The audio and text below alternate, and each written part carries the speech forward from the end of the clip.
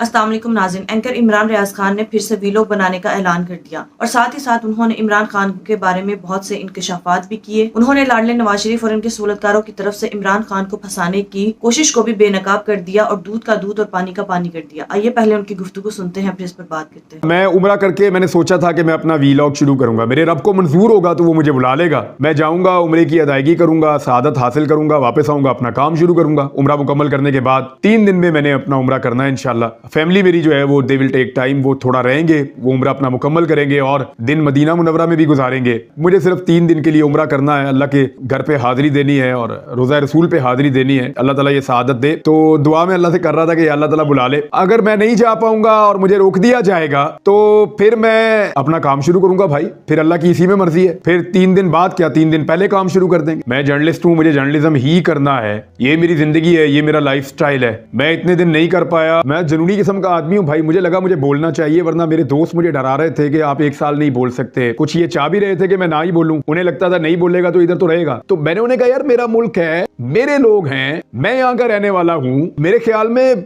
मुझे लोगों को कॉन्फिडेंस देना है, मुझे लोगों को एतमाद देना है कि कुछ नहीं हुआ, आगे बढ़ो यार, अपना मुल्क है और इसको ओन करो, इस मुल्क को, यहाँ पे काम करो। ये मेरे लिए बड़ा आसान फैसला है कि मैं इस मुल्क से चला जाऊं। आपको नहीं लगता मुझे लोगों ने ये बात कही होगी? मैंने तो आने के बाद सिर्फ ये पूछा कि पैसे बचे कितने, उनसे मैंने खरीद लिया जो जो कुछ मैं ले सकता था। मैंने कहा ना होंगे पैसे ना मैं जाने का सोचूंगा। तो बात यह है, या मुझे कोई मशवरा भी नहीं देगा, क्योंकि मशवरा देने वाले तो बहुत होते हैं। तो अब मामला यह है कि मैंने यहीं पे रहना है, यहीं पे काम करना है, ये मेरा मुल्क है, इसको मैं नहीं छोड़ के जा सकता हूं ऐसे, और ना मेरा दिल करता है जाने को। यानी मैं जानता हूं ना, जो लोग पाकिस्तान से चले गए या पाकिस्तान नहीं आ सकते, वो लोग किस तकलीफ में होते हैं, हमें उसका अंदाजा होता है। बोलने में मैंने बड़ी मेहनत की, बड़ी कोशिश की और अल्लाह ताला ने मदद की। एक तो मेरा बिलीव था कि जिसने पहले बोलना सिखाया वो फिर बोलना सिखाएगा। मैं कौन सा बोलता हुआ पैदा हुआ था? कुरान मजीद ने बड़ी हेल्प की, मैं उसको पढ़ता था ऊंची आवाज में। दूसरा, मैं कुछ थेरेपीज हैं वो करता था, शीशे के सामने खड़ा होकर बोलता था। कुछ स्क्रिप्ट में ले लेता था, उनको मैं पढ़ता था बार बार। फिर उसके अलावा कुछ बहुत अजीब चीजें भी हैं। यानी मुझे जर्मनी में एक डॉक्टर है, उन्होंने कहा spend your time with the horses and dogs, it will help you. मैंने कहा ये क्या है? उन्होंने मुझे डॉक्यूमेंट्रीज भेजी, उन्होंने कहा इनको देखें आप, ये थेरेपी करते हैं और ये और वो। मैंने वो भी ट्राई किया तो मुझे घोड़ों से वैसे ही प्यार हो गया। घोड़ा वैसे ही बहुत प्यारा जानवर है, नबी अकरम सल्लल्लाहु अलैहि वसल्लम को भी पसंद था। अल्लाह ताला ने कुरान पाक में इसका जिक्र भी किया है। जो जो मुझे समझ आती रही, जो कुछ मुझे जो कहता रहा, लोगों ने दुआएं बताई पढ़ने के लिए, मैं वो दुआएं भी पढ़ता रहा। लोग ये बताते थे ये वाला पढ़ के पानी पे दम करके पियो, मैं वो भी करता रहा। मेरी बेगम भी मुझे पढ़ पढ़ के कुछ पिलाती रही, मैं वो भी पीता रहा। माँ जी मेरे लिए दुआएं करती रही, मेरी अम्मी, मेरे अब्बू, मेरे घर वाले सारे। मुझे सबसे ज्यादा तकलीफ ये है कि मैं इंटरनेशनल इशूज पे बहुत ज्यादा स्टोरीज करता था, तो मुझे बड़ा दुख जो है वो इस बात का है और मैं इसको शिद्दत से महसूस करता रहा कि इस मर्तबा जो भी फलस्तीन में, गाजा में हो रहा है, मैं इस कंडीशन में नहीं हूं कि मैं उस पर काम कर पाऊं। और मेरे घर वाले इस तकलीफ को महसूस करते थे, उनको आइडिया था कि ये बोल नहीं पा रहा, इसकी वजह से ये तंग भी हो रहा है। अल्लाह ताला का शुक्र है, अल्लाह रब्बुल इज्जत सेहत देने वाला है, वो आपको वापस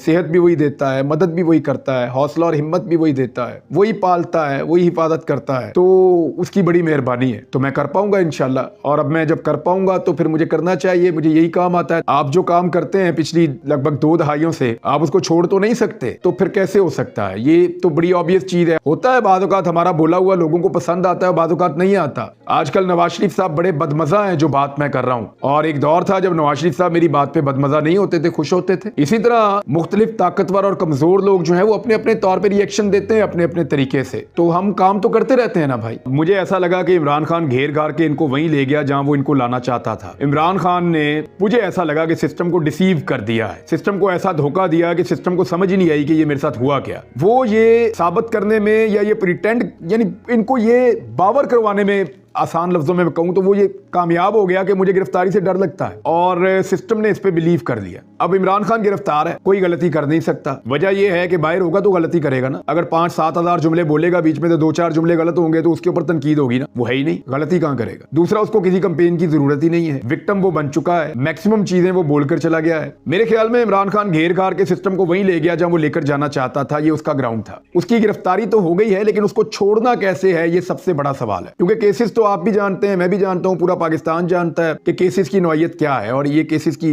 अहमियत क्या होती है या इनकी हैसियत क्या होती है। हमारे यहाँ पे मुझे ऐसा लगता है कि निजाम ये सोच रहा है कि स्टेबिलिटी आएगी, इलेक्शन के बाद जो भी गवर्नमेंट बने, जैसे ही इकोनॉमी ठीक होगी, पॉलिटिकली स्टेबल हो जाएगा मुल्क। लेकिन ये फार्मूला पूरी दुनिया में कहीं पे भी कामयाब होता नहीं है। फार्मूला ये है कि पॉलिटिकली स्टेबल होने के बाद मुल्क माशी तौर पर स्टेबल हो जाता है। तो ये वाइस वर्सा, या इसको आप उल्टा नहीं कर सकते, ये ऐसे ही रहेगा। अब अगर इन इलेक्शंस के नतीजे में इस्तेहकाम आ जाता है, लोगों को को कॉन्फिडेंस वापस बहाल हो जाता है तो फिर तो भाई पाकिस्तान आगे बढ़ जाएगा। लेकिन अगर इन इलेक्शंस के बाद लोगों को सिस्टम के ऊपर से एतमाद मजीद उनका उठ गया, लोगों में मायूसी ज्यादा फैल गई, तो फिर हम तरस जाएंगे, क्योंकि ये 5 साल के लिए जो गवर्नमेंट आएगी, जो भी आएगी, पता नहीं चलती है या नहीं चलती, लेकिन जो भी गवर्नमेंट आएगी, अगर खुदा ना खास्ता लोगों ने इस इलेक्शन को रद्द किया या उन्होंने ये सोच लिया कि ये ज्यादती हुई है और इलेक्शन ठीक नहीं हुआ, तो फिर स्टेबिलिटी के लिए हम तरसते रहेंगे भाई। ये मैं आपको बताता हूं कि ये लोगों की हालत क्या है, जो लोग अब ये कहना शुरू हो गए हैं कि क्या फायदा। यानी ये वो लोग हैं जिन्होंने पूरी सपोर्ट की मियां नवाज शरीफ साहब को और पीडीएम को वापस मुतहर्रिक करने में, उनमें जान डालने में, उनकी गलत चीजों को दुरुस्त साबित करने में। यानी ये वो लोग हैं जिनको 55 रुपए किलो आटा जो है उसके ऊपर गश आते थे, अब ये 125 रुपए किलो से ऊपर है, तो ये इनको सस्ता लग रहा है। एक्चुअली आटा सस्ता नहीं लग रहा है इनको, ये खुद बहुत सस्ते थे, बहुत हल्के थे। लेकिन मैं यानी हैरान हो रहा हूं कि ये इस वक्त जिस लेवल का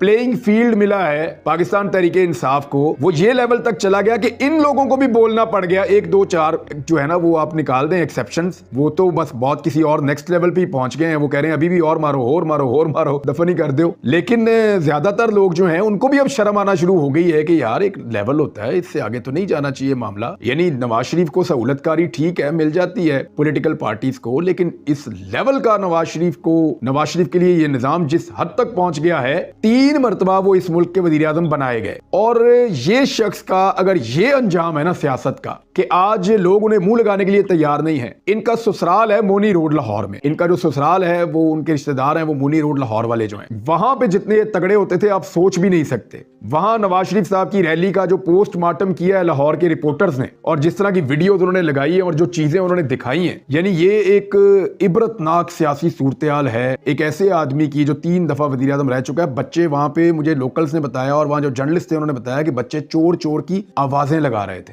छतों से कोई लगा के भाग जाता था, कोई लगा के गली में भाग जाता था। ये सिचुएशन पैदा हो चुकी है कि नवाज शरीफ जाएं और लोग आगे से ये करें। Very unfortunate. इस रुसवाई के साथ उन्होंने इख्तिताम की जानिब बढ़ना था, वो अपने बच्चों और खानदान के लिए क्या नाम छोड़कर जा रहे हैं, इंतहाई अफसोसनाक। तो नवाज शरीफ साहब जो हैं वो बहुत लाडले रहे, हमेशा बड़े कमाल तरीके से उन्होंने लाड और नाज के साथ अपना टाइम गुजारा, जेल में भी बाहर भी। नवाज शरीफ को तो बड़ी जबरदस्त क्लास मिली थी। नवाज शरीफ साहब के सामने लिस्ट आती थी, उस पर वो टिक करते थे जिसको मैंने मिलना और जिसको नहीं मिलना। दुनिया की तारीख में सबसे ज्यादा सियासी मुलाकातें अगर किसी कैदी ने की हैं तो वो नवाज शरीफ है। मैं आपको रीजन दे देता हूं ना, तकरीबन 20 के करीब एवरेज बन रही थी जब हमने उस दौर में हिसाब किताब लगाया था, जब इनका रिकॉर्ड आया था जेल का। मुझे ये बात बताई हफीजुल्लाह नियाज़ी साहब ने। उन्होंने कहा जिस दिन मैं मिलने के लिए गया उस दिन कुछ 14 लोग थे जो नवाज शरीफ साहब से मिल रहे थे। एक मेन चेयर लगी थी, चेयरमैन चेयर, उस पे नवाज शरीफ साहब तशरीफ रखते थे और सामने दोनों तरफ एक इस रो में चेयर्स लगी हुई थी और इस रो में लगी हुई थी, और उन चेयर्स के ऊपर सारे सहाफी और बाकी लोग बैठे और वहां एक मीटिंग हुई। तो नवाज शरीफ साहब इस तरह शॉर्टलिस्ट करते थे, लोगों को मिलते थे। तो क्या इमरान खान साहब मिल सकते हैं? और नवाज शरीफ साहब की क्लास बहुत बेहतर थी, क्या इमरान खान की है? और नवाज शरीफ के ऊपर जो मुकदमा था वो उनकी अपनी उस जायदाद का था जिसका वो हिसाब किताब नहीं दे पा रहे। तो तारीख रकम करना चाहते हैं, रकम वापस नहीं करना चाहते। एक्चुअली उनका वो ये प्रॉब्लम था, एक आधा मुकदमा था। इमरान खान के ऊपर 200 से ज्यादा मुकदमात रिपोर्ट हुए हैं। अब दोनों में फर्क तो बहुत है ना, बहुत जमीन आसमान का फर्क है दोनों में। शहबाज शरीफ की तो मैंने इवन मेन्यू की वो पर्चियां देखी हैं, यानी सुबह नाश्ते के वक्त वो पर्ची बनाते थे कि दोपहर में क्या खाना है, दोपहर को बनाते थे रात में क्या खाना है। जब बंदे का पेट भरा हुआ हो तो बंदा नहीं बता सकता अगले टाइम का खाना, तो मियां साहब बताते थे उस वक्त। मैंने वो सेल जो है ना उनके बारे में सुना है और मैंने देखे भी हैं, मुझे आइडिया है ये बहुत बेहतर हालात में रहे हैं। ये सोच भी नहीं सकते जो हालात इमरान खान ने गुजारे हैं या वो गुजार रहे हैं। ये जो काल कोठरी जिसको कहते हैं ना, वो जिस कमरे में मैं बैठा हूं उससे ज्यादा बेहतर जगह होती। नाज़रीन, अंदाजा कीजिए कि हमारे मुल्क में कुछ लोग किस हद तक गिर चुके हैं कि इमरान रियाज खान उम्रे की सादत हासिल करना चाहते हैं, लेकिन उन्हें उम्रा करने से भी रोका जा रहा है। लिहाजा इमरान खान ने अदालत में पिटीशन फाइल की कि उन्हें उम्रे की सादत हासिल करने दी जाए और उनका नाम ECL से निकाल दिया जाए। उन्हें उम्रे के लिए सिर्फ 3 दिन दरकार है। हालांकि इमरान रियाज खान कौन सा भगोड़े नवाज शरीफ की तरह हैं जो बाहर जाने के बाद 4 दिन का कहकर बाद में वापस ही नहीं आएंगे। लेकिन इमरान रियाज खान का कहना था कि अगर उन्हें उम्रे की सादत हासिल ना करने दी गई तो जहां इतनी जुल्म और ज्यादती बर्दाश्त की है वहां मैं फिर फौरन से वीलॉगिंग और सहाफत का आगाज शुरू कर दूंगा। इमरान रियाज खान ने क्या खूब कहा कि लाडले नवाज शरीफ और इनके सहूलतकारों को लगता था कि जैसे ही वो इमरान खान को जेल में डालेंगे तो इमरान खान इनसे माफिया मांगेगा या डील करके बाहर भाग जाएगा। लेकिन इमरान खान उनकी एक्सपेक्टेशंस के बिल्कुल बरक्स निकला। नाज़रीन, जो लोग इमरान खान पर ड्रग्स का इल्जाम लगाते थे और ये कहते थे कि इमरान खान जेल में 2 दिन भी नहीं टिक पाएगा, मरियम नवाज जैसी औरत जो गला फाड़ फाड़ के कहती थी कि इमरान खान ड्रग्स लेता है और जेल से डरता है, आज इमरान खान ने इनके मुंह पर जन्नाटेदार थप्पड़ मारा है। इमरान खान आज भी जेल में पुरसकून है, ना ही वो जेल में जाकर बीमार हुए जैसे मरियम और इसके पापा जेल में जाते ही बीमार हो जाते थे और फिर बीमारी का बहाना करके हॉस्पिटल पहुंच जाते थे और फिर हॉस्पिटल से बाहर के मुल्क भाग जाते थे। जबकि इमरान खान आज भी पुरुमीद है और उन्हें अदलिया से इंसाफ की तवक्को है। इमरान खान जानते हैं कि उन पर बनाने वाले मुकदमात लाडले नवाज शरीफ और उनके सहूलतकारों की तरफ से बनाए गए हैं और ये सब झूठ पर मबनी है। जब इमरान खान इन तमाम मुकदमात से बरी होकर बाहर आएंगे तब इनकी नाक किस तरह कटेगी, इसका पूरी अवाम शिद्दत से इंतजार कर रही है। नाज़रीन, लाडले नवाज शरीफ और इनके सहूलतकारों को चाहिए अब तो होश के नाखून ले ले। कब तक ये अवाम को इसी तरह बेवकूफ बनाते रहेंगे? अवाम इनसे पहले ही मुतनफर हो चुकी है और अवाम की नजरों में मजीद गिरने की बजाय इन्हें चाहिए कि इमरान खान के खिलाफ जुल्म बर्बरी का ये दौर खत्म कर दें, वरना ऐसा ना हो कि अवाम इन्हें मुल्क बदर करने की डिमांड शुरू कर दे। जिस तरह से इन्होंने मुल्क की मैशियत का बेड़ा गर्क किया, लाडले नवाज शरीफ को इस मुल्क पर मुसल्लत करने के लिए, इम्पोर्टेड हुकूमत लाने के लिए बैरूनी ताकतवर हल्कों के साथ मिलकर, इसकी मिसाल भी पाकिस्तान की तारीख में कहीं नहीं मिलती। नाज़रीन, अब भी वक्त है कि मुल्क और कौम का कुछ सोच लें और फ्री एंड फेयर इलेक्शंस करवाएं ताकि अवाम अपनी मर्जी के नुमाइंदों को मुंतखब कर सके। नाज़रीन, आपकी इस बारे में क्या राय है? कमेंट में जरूर बताइएगा। अगली वीडियो में मिलते हैं, तब तक के लिए अल्लाह।